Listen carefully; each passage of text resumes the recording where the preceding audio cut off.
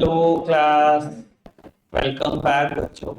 लो प्यारे बच्चों, स्टार्ट कर रहे हैं नया लेक्चर। बेटा, लास्ट लेक्चर में चर्चा करके गए थे 5 ईयर प्लान के कुछ ऑब्जेक्टिव पढ़ रहे थे हम, पर्सपेक्टिव प्लान के। याद है, लॉन्ग टर्म ऑब्जेक्टिव्स। तो इक्विटी, मॉडर्नाइजेशन, सेल्फ सफिशिएंसी या सेल्फ रिलायंस और जीडीपी ग्रोथ पढ़ लिए थे ना सब। तो चर्चा को आगे बढ़ा रहे हैं आज, ठीक है ना। एग्रीकल्चर है, लेकिन बेटा कुछ reforms पे चल रहा है। तो एक बार ना कुछ याद करा देता हूँ। जब हमने बेटा 1947 on the eve of independence agriculture sector पढ़ा था, तो बेसिकली ना आपको एग्रीकल्चर सेक्टर के फीचर और लिमिटेशन ज्यादा लग रहे थे। कुछ याद हो आपको? शायद पता नहीं क्या याद है, मेरे को तो। आपको याद है वो land revenue system under British Raj, जिसको हम बोलते थे triangular relationship between British government and commercialization of agriculture, small and fragmented land holdings, high degree of uncertainty, low productivity। ठीक है ना? हाँ, वही वही वही वही जो आप बोल रहे हो, कुछ सही बोल रहे हो। चलो खैर, होता है। अभी सामने देखो, मेरी तरफ देखो बेटा बाबू। अब जैसा agriculture on the eve of independence था, उससे तो कुछ भी होने से रहा, उससे तो कुछ भी ग्रोथ होने से रही। तो बेटा, इस 40 साल में जो हमें अब इंडियन इकोनॉमी 1950 टू 1990 पढ़ने जा रहे हैं, इसमें बहुत सारे सरकार ने रिफॉर्म्स करे। बेटा, चेंजेस नहीं, रिफॉर्म्स। रिफॉर्म्स हम कब किस चीज को बोलते हैं? जो बहुत बड़े चेंजेस होते हैं, ठीक है ना। पर आपको बता देता हूं, अगर वो लिमिटेशन आपको दिमाग में मतलब है, तो फीचर ही मेरे हिसाब से वो लिमिटेशन है। अगर वो दिमाग में है तो सभी रिफॉर्म्स 1 मिनट में समझ में आ जाए। ठीक है जी। मतलब वहीं से काया पलट सरकार ने शुरू कर दी, जो जो कमियां थी सब ठीक कर दिया सरकार। ठीक है जी। एक बार आप पढ़ना शुरू करो इसको एनसीईआरटी से, वैसे एनसीईआरटी दिया हुआ था, थोड़ा सा और पढ़ना। ठीक है जी, पढ़ना शुरू करना है यहाँ से।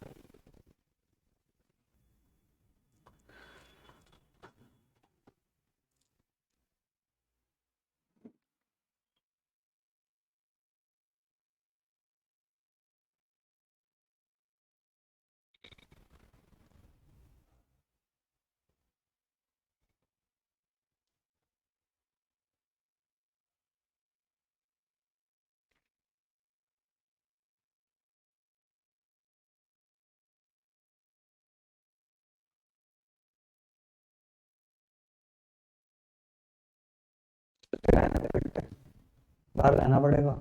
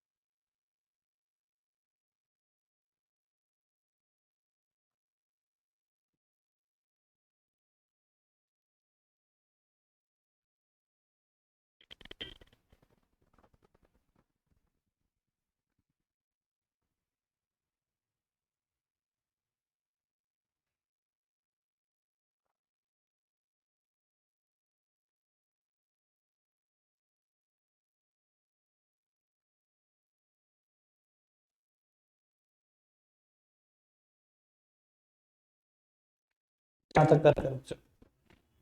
ठीक है, चलो जी।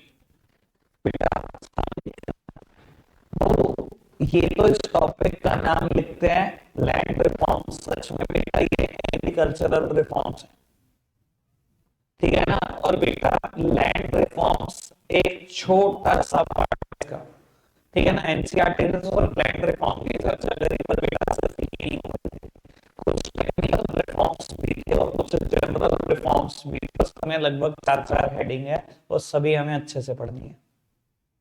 ठीक है जी, आराम से समझते हैं आप इसको। वो एनसीईआरटी ने ना लैंड रिफॉर्म में भी मुझे लगता है कुछ आधी अधूरी चर्चा करी, थोड़ी बहुत बात होगी, थोड़ी बहुत ही बात करी। ठीक है जी, एक बार अच्छे से पढ़िए, 3 घंटे 4 से 3 से नहीं होती है लैंड रिफॉर्म की। ठीक है जी।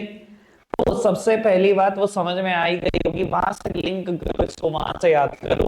और वो याद है सबसे पहले हेडिंग हम वहां क्या लिखते थे बेटा, agriculture sector on the eve of independence में, land revenue system under British Raj, जहां बोलते थे there exist a triangular relationship between the British government, owner of soil जो कि जमींदारों को बना दिया था, और फिर बेटा टिलर ऑफ सॉइल जो कि बेटा फार्मर्स थे।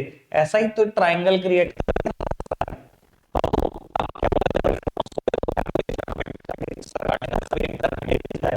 ये कौन है, ये कुछ नहीं है, ये तो गई इंडियन गवर्नमेंट आ गई। सरकार ने कहा पहले पास्ट में ये हुआ करते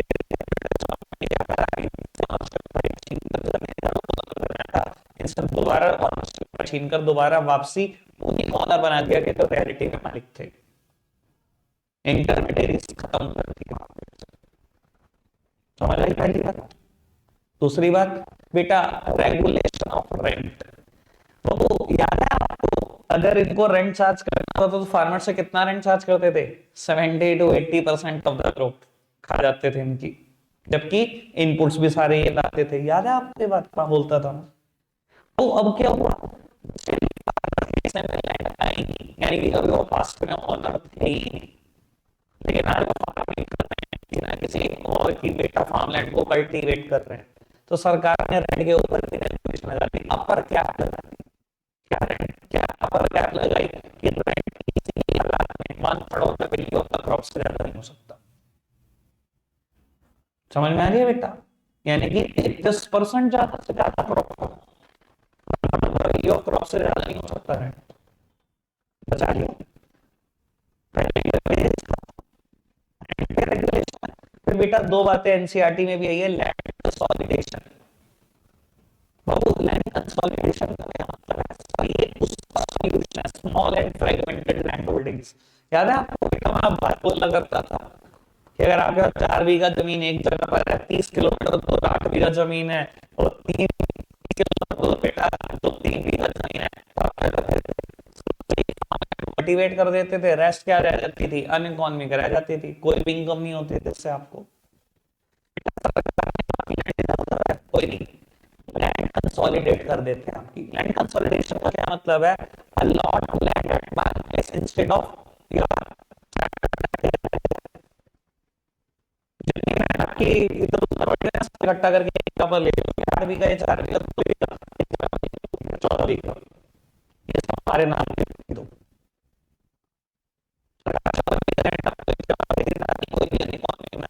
लैंड कंसोलिडेशन समझ आई। फिर बेटा एक प्रैक्टिस और अडॉप्ट करी सरकार ने, लैंड सीलिंग। लैंड सीलिंग का क्या मतलब है बेटा, maximum amount of land that a farmer और हिज फैमिली कैन ओन।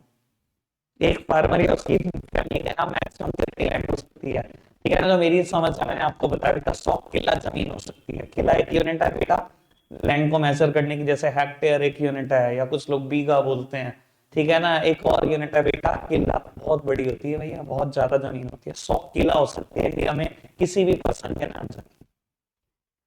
अगर बेटा किसी फार्मर के पास सबसे ज्यादा लैंड थी तो बाबू सरकार ने वो लैंड सीलिंग लगाकर रिज्यूम कर ली लैंड। और बेटा किस क्या करती थी सरकार, उस रिज्यूम्ड लैंड का बेटा उन फार्मर को बांट देती थी जो लैंड लेस थे, ताकि सबके पास कोई ना कोई लैंड आ जाए।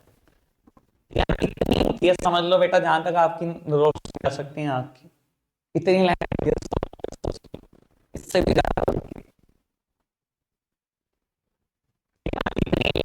भैया बड़े रेयर पर्सन के नाम है। पर अगर आपने पूरी एनसीईआरटी अभी ये वाला टॉपिक से पढ़ा है तो बच जाते थे ना, कुछ ना कुछ एडजस्टमेंट करके फार्मर अपने रिश्तेदारों के नाम रजिस्टर करा दिया, लिटिगेशन फाइल करके इतने में कहीं ना कहीं मैनेज कर लिया। समझ में आया बेटा लैंड सीलिंग क्या थी। ये तो चलो एनसीईआरटी ने भी डिस्कस करी, एक रेगुलेशन ऑफ रेंट की बात नहीं करी, मैंने वो भी कर दी। बेटा टेक्निकल रिफॉर्म और जनरल रिफॉर्म तो शुरू ही नहीं करे इन्होंने, जबकि ये तो बड़ी इंपॉर्टेंट बात है बेटा। टेक्निकल रिफॉर्म्स, टेक्निकल चीजों से रिलेटेड करेंगे, नाम है बिल्कुल बेटा use of HYV seeds. Sir एक बहुत बड़ा रिफॉर्म आने लगा बाबू, सारी दुनिया सारे फार्मर एचवाईवी सीड्स यूज करने लग गए, ठीक है ना। और सरकार ने इसके लिए क्या किया बेटा, को भी सेटअप करा ताकि वो फ्री ऑफ कॉस्ट भी HYV सीड्स बांट सके। वो बात अलग है कि कितना बांटा कितना खाया, वो बात अलग है, ठीक है ना। लेकिन इंस्टीट्यूट का नाम NSC, नेशनल सीड्स कॉर्पोरेशन, ठीक है जी। और आपको बता देता हूँ बेटा, सिंपल सी बात है, जब एक इंसान की पढ़ाई करता है किसान हो जाता है, ठीक है ना। मैं भी आधा बच्चों बेटा HYV सीड्स आप सिर्फ सीड्स यूज करोगे कोई रिजल्ट नहीं आएगा, पूरी HYV टेक्नोलॉजी यूज करनी पड़ेगी। और HYV टेक्नोलॉजी बेटा बहुत सारी चीजों से मिलकर बनी है। HYV सीड्स चाहिए, केमिकल फर्टिलाइजर चाहिए, पेस्टिसाइड इंसेक्टिसाइड्स चाहिए और प्रॉपर इरिगेशन फैसिलिटी चाहिए। इसके बिना HYV सीड्स भी कुछ नहीं है, क्योंकि बेटा HYV सीड्स अगर एक बार अपनी आप फार्मलैंड में डाल दो, it is more prone to the attack of pest, ठीक है ना। अगर उनके अटैक से बचना है तो पेस्टिसाइड और इंसेक्टिसाइड चाहिए बेटा फार्मलैंड को, ठीक है ना जी। तो बाबू ने स्टार्ट कैसे किया, जी। अरे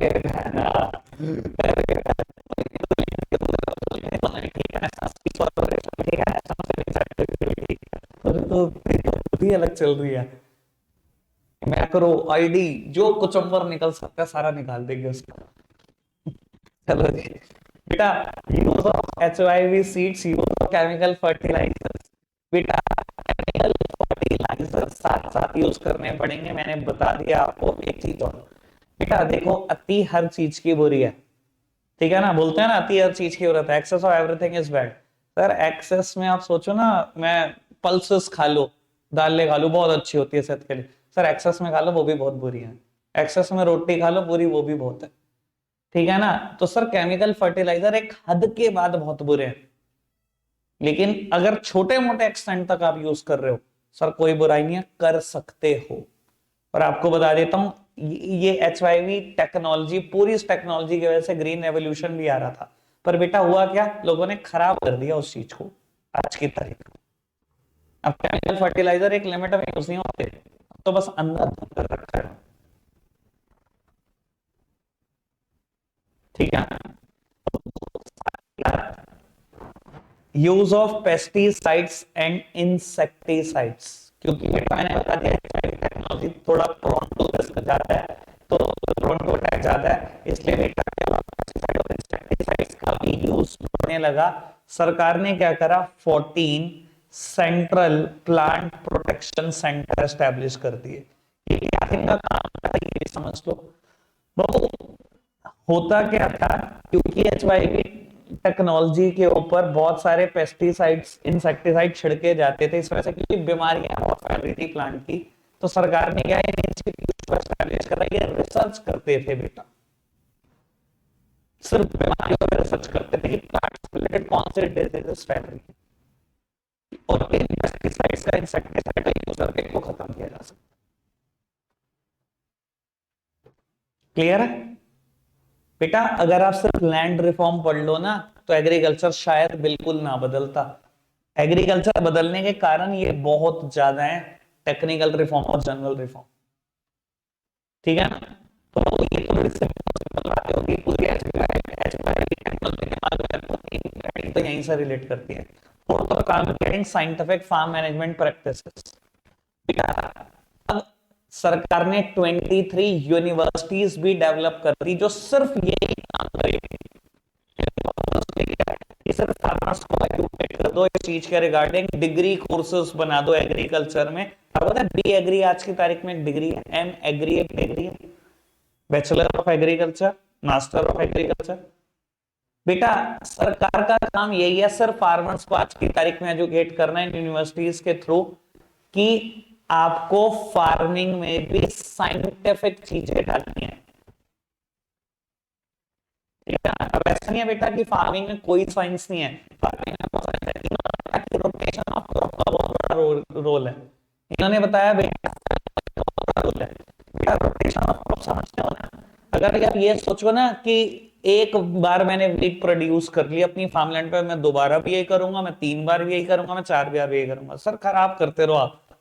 फार्मलैंड खत्म हो जाएगी बेटा, प्रोडक्टिविटी जीरो करके ही मानोगे। लेकिन अगर आप क्रॉप रोटेशन में बिलीव करते हो कि एक बार वीट हो गया चलो कोई दिक्कत नहीं, अगली बार मैं राइस सोचता हूँ, अगली बार मैं कोई और क्रॉप सोचता हूँ, बेटा ऐसे में क्रॉप की सॉरी फार्मलैंड की प्रोडक्टिविटी कभी लॉस नहीं होती। दूसरी बात, एक और बात, फैलोइंग का प्रोसेस करना। फैलोइंग क्या होता है बेटा? तो जब क्रॉप का एक सीजन खत्म हो जाता है, आपकी फार्मलैंड पे क्रॉप है वीट, मान लो उसका सीजन है 1 मंथ का, तो फार्मर ने अगर उसको 4 महीने के लिए ऐसा करने से क्या होता है बेटा, सॉइल अपनी फर्टिलिटी को रीगेन कर लेती है। इस प्रोसेस को फेलोइंग बोलते हैं। तो ये सब बेटा हमारी यूनिवर्सिटीज ने रिसर्च करके बताया कि आपको फेलोइंग का प्रोसेस करना चाहिए, आपको क्रॉप रोटेशन में बिलीव करना चाहिए, प्रिपरेशन ऑफ सॉइल, सब कुछ वो बताने लगी कि ये सब साइंटिफिक है। समझ में आ रहा है बेटा? ये टेक्निकल रिफॉर्म्स है जो मैंने डिस्कस करे आपसे, चलो ठीक है जी। इसके बाद बेटा जनरल रिफॉर्म्स। बेटा जनरल रिफॉर्म में एक आधी बात मैं फ्यूचर के छोड़ दूंगा, वैसे जिन्होंने मेन बैच पढ़ा तो उनको आइडिया होगा कि मैं क्या बात करूंगा। तो सबसे पहले जनरल रिफॉर्म में एक्सपेंशन ऑफ इरिगेशन फैसिलिटीज। बेटा इरिगेशन फैसिलिटीज बहुत बढ़ गई। Permanent means of irrigation on the independence 17% थे सिर्फ। 17% लैंड ऐसी थी जिनके पास परमानेंट मींस ऑफ इरिगेशन थे on the eve of independence. बेटा बढ़ते बढ़ते आज की तारीख में 45% तक जा चुके हैं। तो 40 सालों में भी बेटा बहुत ज्यादा एक्सपेंशन हुआ है इरिगेशन फैसिलिटी का। इरिगेशन फैसिलिटी के बिना ये सब भी जीरो है बेटा। जितना मर्जी यूज करते रहो HYV सीड्स, अगर प्रॉपर वाटर नहीं मिलेगा ये टेक्नोलॉजी काम नहीं करेगी। समझ में आता है बेटा? बाबू इसके बाद प्रोविजन ऑफ क्रेडिट। सर उधार मिलने लगा, ये बात मैं फ्यूचर के लिए पेंडिंग छोड़ दूंगा। आपको याद हो शायद मेरी कभी चर्चा हुई है नाबार्ड पर, कोऑपरेटिव सोसाइटी पर, credit cooperative society, regional rural bank, commercial bank, सब पे चर्चा हुई है। ये चर्चा मैं फ्यूचर के लिए छोड़ दूंगा। फिलहाल आप इतना समझ लो, जो पहले उधार के लिए, लोन के लिए आप बेटा डिपेंडेंट रहते थे कहीं ना कहीं लैंडलॉर्ड्स के ऊपर, जमींदारों के ऊपर, तो आपसे 10-10% महीने की ब्याज चार्ज करते थे, वो खत्म हो गया। सरकार ने बेटा क्या करा, पूरा इंस्टीट्यूशनलाइज कर दिया बेटा लोन को, कमर्शियल बैंक में बांटने शुरू कर दिए लोन। ठीक है, इतना तो दिमाग में रह जाएगा, बाकी बात मैं कर दूंगा, तभी आएगा, दोबारा भी आएगा ये टॉपिक पूरा। ठीक है जी। Price support policy. Price support policy जिसको बेटा हम प्यार से MSP के नाम से भी जानते हैं। याद है सबको? पता ही होगा MSP क्या है बेटा? मिनिमम MSP का फुल फॉर्म क्या है? Minimum support price, minimum selling price. बेटा MSP मिनिमम सपोर्ट प्राइस क्या चीज है मैं बता देता हूं। जब भी बेटा कोई क्रॉप का क्रॉप सीजन आने लगता है, सरकार बेटा उससे 1 महीना पहले, 1.5 महीना पहले MSP अनाउंस करती है। बेटा MSP अनाउंस करने से क्या होता है, फार्मर को एक अश्योरेंस मिल जाती है कि मैं भूखा नहीं मर सकता। देखिए उसने अच्छा सरकार कह रही है MSP है वीट का, कुछ भी समझ लो 12 रुपए पर केजी। तो बेटा उसके दिमाग में एक श्योरिटी है कि मैं वीट अगर प्रोड्यूस करूं, जितना मर्जी मार्केट में वीट सप्लाई करे,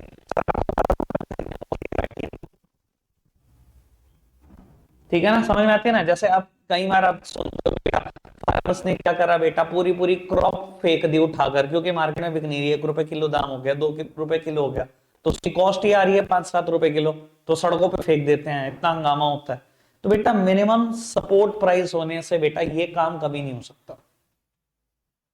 अगर आपको लगता है मार्केट प्राइस सरकार के MSP से ज्यादा है, बेटा you are free to sell your crop at market price. Market price पे बेचो अपनी क्रॉप को। लेकिन आपको लगता है कि market price falls below the MSP, तो बेटा MSP पे बेचो ना सरकार को, आपको बेचने की जरूरत ही नहीं है मार्केट में। समझ में आया बेटा? तो फार्मर के लिए एक बहुत बढ़िया स्टेप था ये। ठीक है जी। अब थर्ड बात तो यही रह गई बेटा बाबू, कोऑपरेटिव मार्केटिंग सोसाइटी। बेटा मेरा ख्याल कोऑपरेटिव का मतलब तो शायद सबको ही क्लियर होगा। अगर किसी को नहीं है क्लियर बेटा कोई इशू है तो बता दो, फिर इस पे भी चर्चा करो, पर मैं सीधा कोऑपरेटिव मार्केटिंग सोसाइटी पे चर्चा करूं। सर कोऑपरेटिव का बेसिक प्रिंसिपल होता है, एक बेसिक प्रिंसिपल है वेलफेयर ऑफ मेंबर, एक प्रिंसिपल है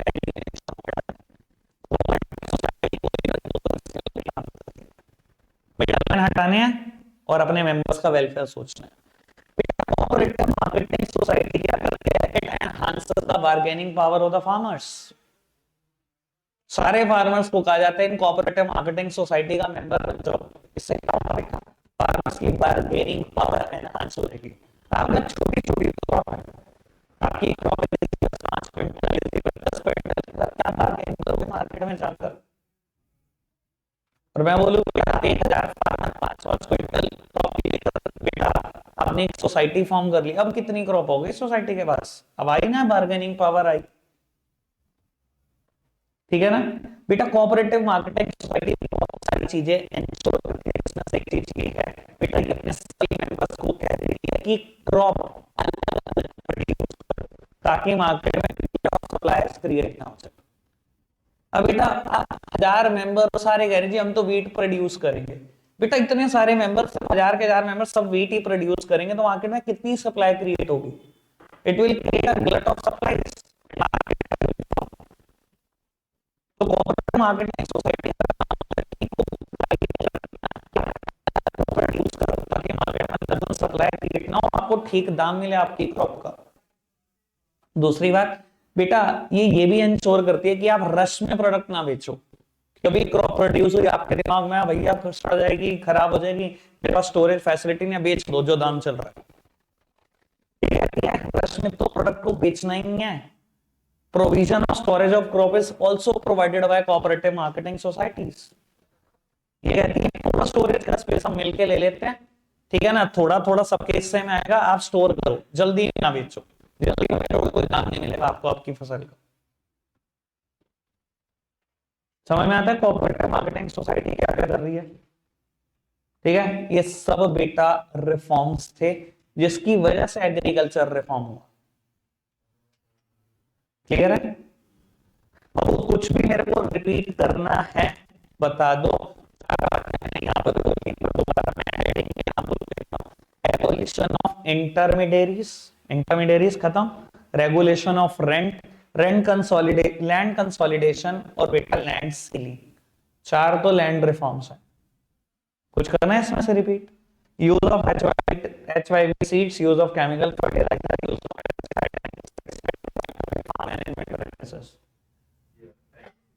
तो साइंटिफिक फार्म मैनेजमेंट प्रैक्टिसेस बेटा सरकार ने 23 यूनिवर्सिटीज एस्टैब्लिश की है ये बताने के लिए कि प्योर साइंस एग्रीकल्चर में, ठीक है ना।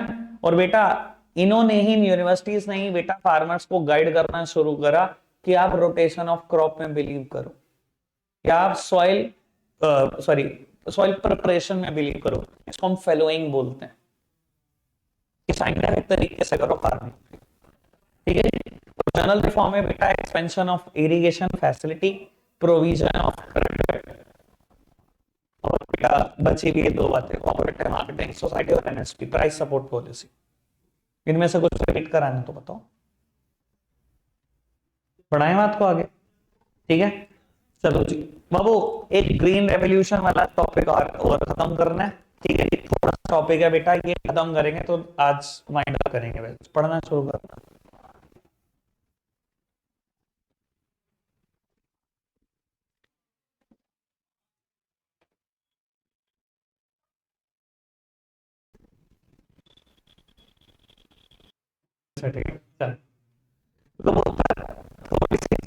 रेवोल्यूशन पर सब सामने देख रहे हैं। अरे अभी तो टाइम है, 5 मिनट करा दूंगा, सिर्फ 5 मिनट चाहिए मुझे।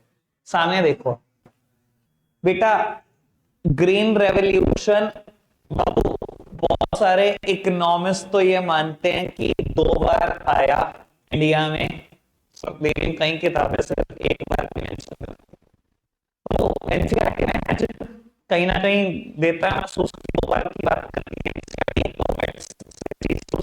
और एक मिड 70s to 80s। यानी अगर बात की जाए तो बेटा फर्स्ट फेज 1965 में, सेकंड वन 1975 में, इसके अप्रोक्स माना जाता बेटा। अच्छा समझते हो आप ग्रीन रेवोल्यूशन से मतलब क्या?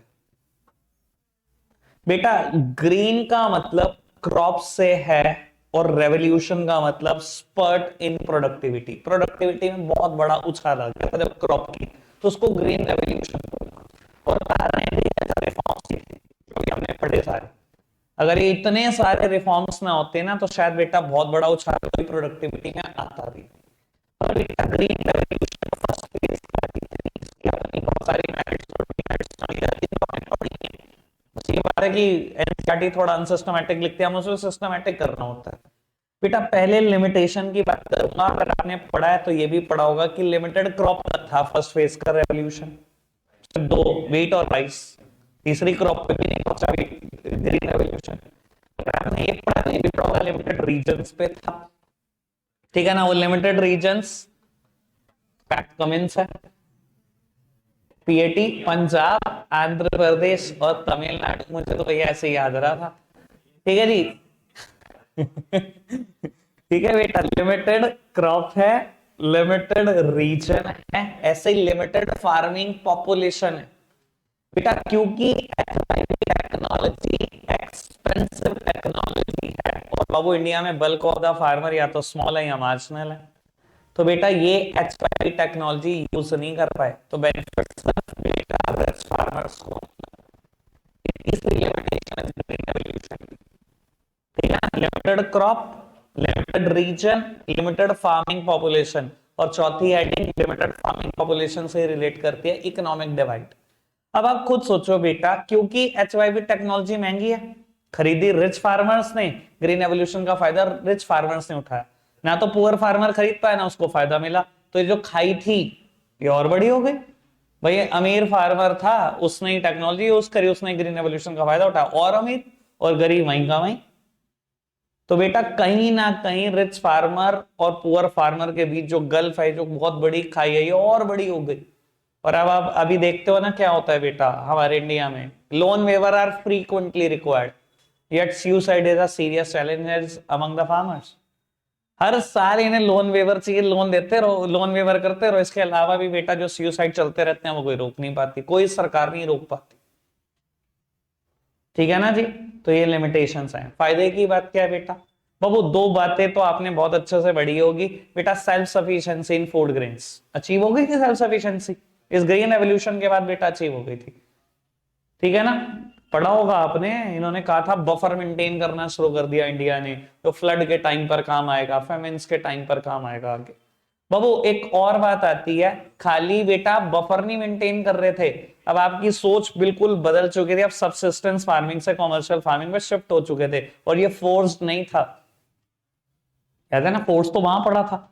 बाबू अब फार्मर के पास इतना आउटपुट आने लगा, उसको लगा यार कितना खा लूंगा मैं, इतना मार्केटेड सरप्लस बच रहा है, बेचो, तो बेचने लगा बेटा, और एक कमर्शियल वेंचर बन गया धीरे धीरे फार्मिंग। और एक लास्ट बात बेटा, सब्सटैंशियल राइज इन एकरेज। बेटा एक मिनट के लिए सामने देख लो, क्योंकि ये टर्म क्लियर करनी जरूरी है बेटा, ये टर्म आती है substantial rise in acreage. Acreage बेटा एक शॉर्टकट वर्ड है, इसका कंप्लीट मतलब है बेटा एरिया अंडर कल्टीवेशन। कहता है एकरेज बढ़ गई, मतलब एरिया अंडर अंडर कल्टीवेशन बढ़ गया। ये कैसे बढ़ गया भैया, एरिया भी बढ़ सकता है, कैसे बढ़ गया ये समझ लो बेटा। मान लो इंडिया के पास 20 करोड़ हेक्टेयर लैंड थी उस टाइम पर, ठीक है, लैंड तो नहीं बढ़ी होगी, 20 करोड़ हेक्टेयर लैंड थी, लेकिन होता क्या था, फार्मर 8 मंथ प्रैक्टिकली उसको यूज कर पाते थे, 4 महीने फेलोइंग की प्रोसेस करते थे। फेलोइंग मतलब बस बेटा प्रिपरेशन ऑफ सॉइल, खाली छोड़ दिया, 4 महीने तक सॉइल अपनी फर्टिलिटी को रीगेन करेगा, फिर 8 महीने की क्रॉप सीजन। तो बेटा अगर आप इतनी फार्म लैंड थी प्रैक्टिकली 8 महीने यूज कर रहे हो 12 महीने में से, तो आप तो लैंड को सिर्फ इतने करोड़ हेक्टेयर ही यूज कर रहे हो प्रैक्टिकली, प्रैक्टिकली तो लैंड इतनी यूज हो रही है, 4 महीने तो वो खाली है ना, ठीक है ना। 20 करोड़ हेक्टेयर लैंड हो, अगर 12 मंथ में से 80 मंथ यूज हो, तो प्रैक्टिकली तो आप इतनी लैंड यूज कर रहे हो बेटा। केमिकल फर्टिलाइजर के यूज से ना एक फायदा होने लगा, वो फायदा क्या होने लगा, फेलोइंग की प्रोसेस को उसने एलिमिनेट कर दिया। फार्मर ने चीज का फायदा उठा लिया कि केमिकल फर्टिलाइजर थोड़े से ज्यादा डाल दो तो फेलोइंग की प्रोसेस करनी नहीं पड़ती। उसको लगा अच्छा अब मैं खाली क्यों बैठू, 8 मंथ का मैं क्रॉप सीजन करता हूँ, 4 महीने की मैं एक छोटी क्रॉप लेता हूँ उसका भी एक सीजन करता हूँ, पूरे के पूरे 12 महीने बैठूंगा मैं तो काम कमाऊंगा, खाली नहीं बैठता। तो बेटा अगर उसने ये करना शुरू कर दिया तो अब 20 करोड़ हेक्टेयर लैंड पूरे 12 मंथ यूज होनी शुरू हो गई, जिसकी वजह से हम बोलते हैं बेटा सब्सटैंशियल राइज इन एकरेज, कि एरिया अंडर कल्टीवेशन काफी बढ़ गया इंडिया का। अब पूरी लैंड यूज हो रही है, पहले सिर्फ 67% ही यूज हो रहे थे। क्लियर है बात, समझ आई? तो बेटा 3 फायदे हैं 4 नुकसान है। मैं नोट्स इसके ग्रुप में भेज रहा हूं, एक बार पढ़ लेना, स्पेशली बेटा जो फर्स्ट टाइम पढ़ रहे हैं ये चैप्टर मुझसे।